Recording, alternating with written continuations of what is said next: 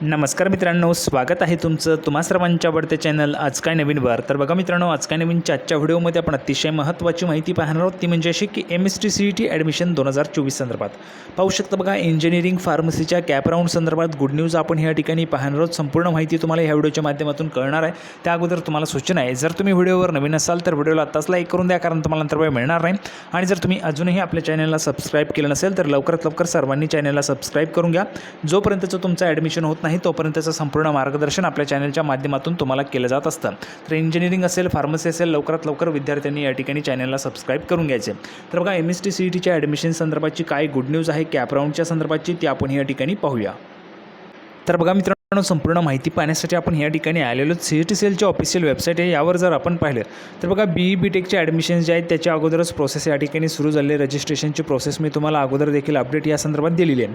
तर बघा, 14 तारखेपासून म्हणजे 14 जुलैपासून या ठिकाणी तुमची रजिस्ट्रेशनची प्रोसेस सुरू झाली आहे. तर 24 जुलैपर्यंत ह्या ठिकाणी सायंकाळी 5 वाजेपर्यंत तुम्हाला रजिस्ट्रेशन जे आहे ते वेबसाईटच्या थ्रू करता येणार आहे. ठीक आहे. तर लवकरात लवकर सर्वच्या सर्व विद्यार्थ्यांनी या ठिकाणी रजिस्ट्रेशन्स करून घ्यायचे आहेत. जी काही डेट आहे ती वाढू शकते, परंतु वाढेलच याची काहीही शाश्वती नसते, किंवा मग त्या ठिकाणी साईट जाम चालू शकते. तर त्या कारणास्तव लवकरात लवकर सर्व विद्यार्थ्यांनी रजिस्ट्रेशन जे आहे ते करून घ्यायचे. रजिस्ट्रेशन झाल्यानंतर तुम्हाला 2 मोड आहेत या ठिकाणी. एक तर तुम्हाला ऑफलाईन आणि दुसरा ऑनलाईन मोड आहे. ठीक आहे, व्हेरिफिकेशनसाठी. एक तर तुम्ही ऑनलाईन पद्धतीने करू शकता स्क्रुटिनीच्या माध्यमातून ज्यांनी त्या ठिकाणी ऑनलाईन मोड ह्या ठिकाणी निवडला असेल त्यांना स्क्रुटिनी करता येईल. ते म्हणजे त्यांचे जे काही डॉक्युमेंट्स आहेत त्यांनी अपलोड करायचे आहेत. त्यानंतर त्या ठिकाणी स्क्रुटिनीच्या माध्यमातून तुम्हाला त्या ठिकाणी समजून जाईल की तुमचं जे काही व्हेरिफिकेशन आहे ते झालेलं आहे किंवा नाही.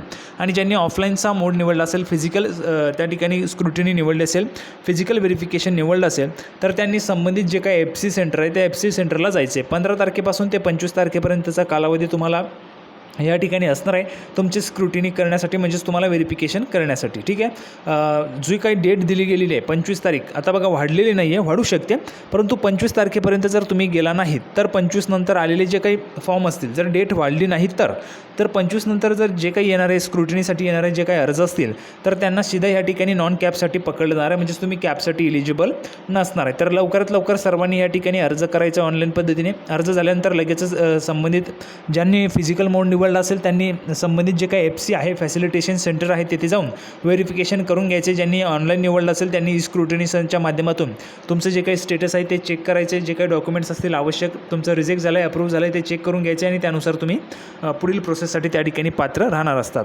ठीक आहे. त्यानंतर पुढे जर आपण पाहिलं तर बघा, तुमची प्रोव्हिजनल मेरिट लिस्ट कधी येणार आहे BE BTECसाठी, तर 27 जुलैला तुमची प्रोव्हिजनल मेरिट लिस्ट येणार आहे. आता जे काही शेड्यूल आहे त्यानुसार या शेड्यूलमध्ये थोडाफार चेंजेस या ठिकाणी होऊ शकतो. डेट जी आहे ती वाढू शकते. ठीक आहे. 27ला तुमची या ठिकाणी प्रोव्हिजनल जी काही मेरिट लिस्ट आहे ती येऊ शकते. 28 ते 30 दरम्यान तुम्हाला ग्रीव्हियन्सेस जे काय असतील, तुम्हाला हरकत नोंदवायचे असतील तर तुम्ही नोंदवू शकता. आणि फायनल जी काही मेरिट लिस्ट आहे ती तुमची 2 ऑगस्टला या ठिकाणी येऊ शकते. त्यानंतर बघा पुढे काय म्हटलेलं जर आपण या ठिकाणी पाहिलं तर हे जे काही शेड्यूल आहे तर हे शेड्यूल जे आहे ते त्या ठिकाणी चेंज होऊ शकतं. बघा, या ठिकाणी जर आपण पाहिलं, the schedule given above is provisional and may change due to avoidable circumstances. The revised schedule will be notified on website. तर बघा, हे प्रोव्हिजनल आहे, तात्पुरत्या स्वरूपाचं हे वेळापत्रक आहे. यामध्ये चेंजेस जे आहेत ते होऊ शकतात. आणि नक्कीच या ठिकाणी जर आपण पाहिलं तर एक वेळेस तुमची जी काही तारीख आहे ती वाढवू शकते. ठीक आहे. अशा पद्धतीचे अपडेट या ठिकाणी BE BTECच्या विद्यार्थ्यांसाठी गुड न्यूज होती की 14 पासून तुमचे रजिस्ट्रेशन सुरू झालेले आहेत.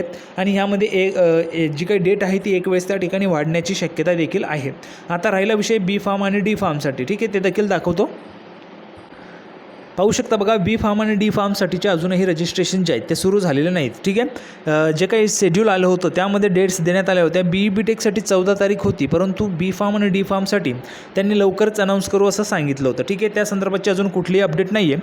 परंतु जर आपण पाहिलं तर BE BTEC नंतर लगेचच 8-10 दिवसांनी जे काही B फार्म किंवा D फार्मचे जे काही रजिस्ट्रेशन आहेत ते देखील त्या ठिकाणी सुरू होत असतात. तर लवकरच तुमचे देखील रजिस्ट्रेशन सुरू होतील.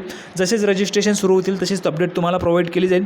BE BTECच्या विद्यार्थ्यांसाठी ज्या विद्यार्थ्यांनी रजिस्ट्रेशन केलेलं आहे, व्हेरिफिकेशन केलेलं आहे, त्यांनी कमेंट बॉक्समध्ये येस लिहून पाठवायचे. ज्यांचं रजिस्ट्रेशन बाकी आहे त्यांनी नो लिहून पाठवायचे. संपूर्ण अपडेट आपण या ठिकाणी पाहिलेले आहे. लवकरच तुमचे कॅप राऊंड सुरू होतील BE BTECसाठी आणि B फार्म D फार्मसाठी देखील.